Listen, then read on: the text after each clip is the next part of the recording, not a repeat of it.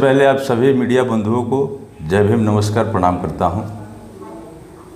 Press conference रखने का वजह बहुजन समाज पार्टी के राष्ट्रीय संयोजक युवा आइकन बड़े भाई आकाश आनंद जी का आगमन गोपालगंज की पावन धरती पर पहली बार होने जा रहा है। इसको लेकर बड़ी तैयारी की जा रही है, जिसको लेकर हम लोग चाह रहे हैं कि बहुत बड़ी सभा किया जाए कि गोपालगंज में एक ऐतिहासिक सभा रहे। इसी को लेकर जो है कि हम लोग प्रेस कॉन्फ्रेंस किया है कि आप लोगों के माध्यम से अधिक लोगों तक संदेश जाए, जो लोग निकल कर आए और कार्यक्रम को सफल बनाए। तो आखिर आकाश आनंद यहाँ आ क्यों रहे हैं?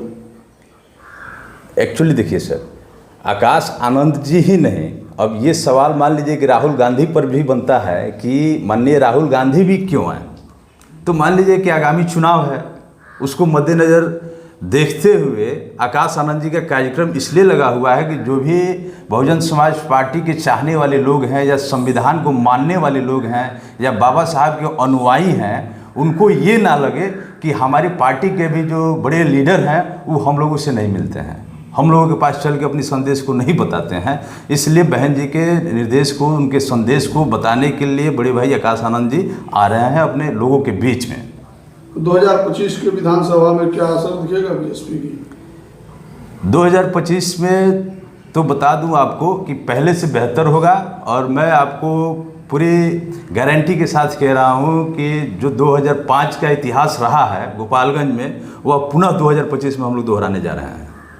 सचिन सिंह जी, क्या कहिएगा? आकाश आनंद आ रहे हैं आपके गोपालगंज में, किस प्रकार की तैयारी है?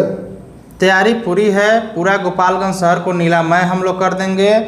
और बहुजन समाज पार्टी के हमारे जो राष्ट्रीय संयोजक हैं आदरणीय आकाश आनंद जी का भव्य स्वागत होगा।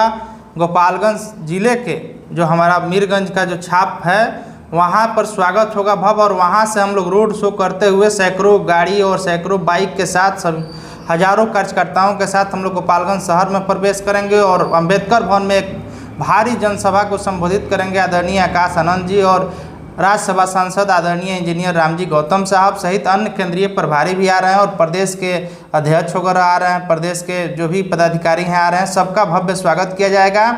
और आगामी बिहार विधानसभा चुनाव में निश्चित रूप से बसपा के बिना बिहार में किसी की सरकार बनने नहीं जा रही है, और बसपा एक मजबूत विकल्प के रूप में लोगों के सामने इस बार आ रही है चुनाव में।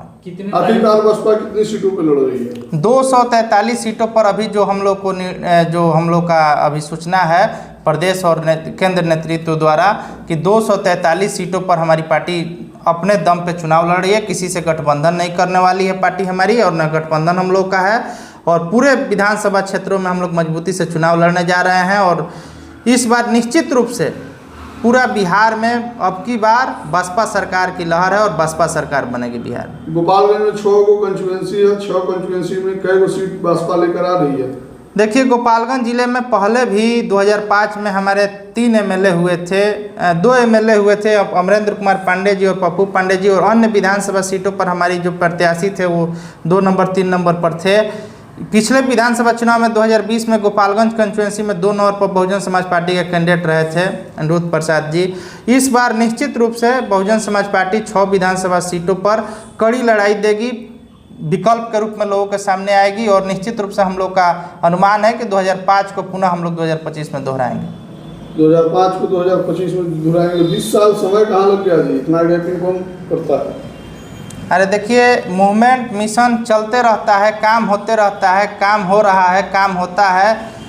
चुनाव होते हैं, चुनाव में पार्टी पार्टिसिपेट करती है, चुनाव लड़ती है, लोगों को वोट देना है नहीं देना है, लड़ाई लड़ते रहना हमारा काम है, और वोट लोग को देना है। लोग की लड़ाई अगर कोई लड़ता है, सर्वजन हिताय और सर्वजन सुखाय की कोई बात करता है, और सर्व समाज और सर्व जाति धर्म वर्ग को साथ लेकर चलने की अगर कोई बात करता है, तो वह आदरणीय बहन कुमारी मायावती जी हैं और हमारी पार्टी है।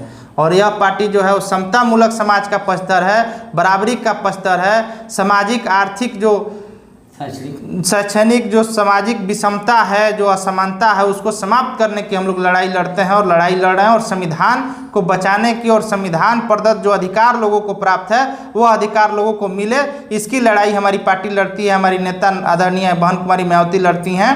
तो हम लोग निरंतर संघर्ष करते हैं। समय लगना नहीं लगना यह अलग बात है, एक दिन 2 दिन में बदलाव नहीं होता है, बदलाव के लिए हमेशा निरंतर लगे रहना पड़ता है। तो हम लोग लगे हुए हैं, निश्चित रूप से इस पर बिहार में बदलाव होगा, बरौली में बदलाव होगा, गोपालगंज में बदलाव होगा, निश्चित होगा। ये जो आकाश आनंद आ रहे हैं तो कितने तारीख को आ रहे हैं, कितने बजे से उनका कार्यक्रम लगेगा और इनका कार्यक्रम कहाँ होने वाला है? 16 सितंबर को आदरणीय आकाश आनंद जी आ रहे हैं गोपालगंज के धरती पर। उनका भव्य स्वागत होगा। मीरगंज के छाप ढाला पर स्वागत करके उनको मीरगंज शहर होते हुए, थामे होते हुए हम लोग गोपालगंज लाएंगे और गोपालगंज अम्बेडकर भवन में भव्य कार्यक्रम होगा। कार्यक्रम जो है 11-12 बजे अम्बेडकर भवन में होगा। यही कार्यक्रम की रूपरेखा। हाँ, तो अरुण सर, आकाश आनंद जी आ रहे हैं आपके गोपालगंज की धरती पे, किस प्रकार की आप तैयारी किए हुए हैं और कितने लोगों को लेकर आ रहे हैं अपने कंचुएंसी? जी, हम लोगों की तैयारी, बहुजन समाज पार्टी ने तैयारी की है कि आकाश जी के कार्यक्रम में कुछ रह गई कि कुचायकोट से हम आते हैं और कुचायकोट से लगभग हमको लगता है कि सैकड़ों गाड़ियाँ आएगी। लोग तो ये मतलब गाड़ी आएगी तो खाली तो आना नहीं है। माने इस बार गोपालगंज को हम लोग अस्त व्यस्त कर देंगे। ये तैयारी इतनी चल रही है हमारी। तो अस्त व्यस्त करने के लिए आ रहे हैं जी? यहाँ समतामूलक पार्टी है आपकी और अस्त। अच्छा, तो ये बताइए, अपने कौन आदमी कहेगा कि हमारे अपने नेता के पास न जाने दिया जाए? नेता की बात कोई सुने नहीं। अब नेता की बात को सुनने के लिए लोग अपने से उत्साहित है कि हमको चलना है।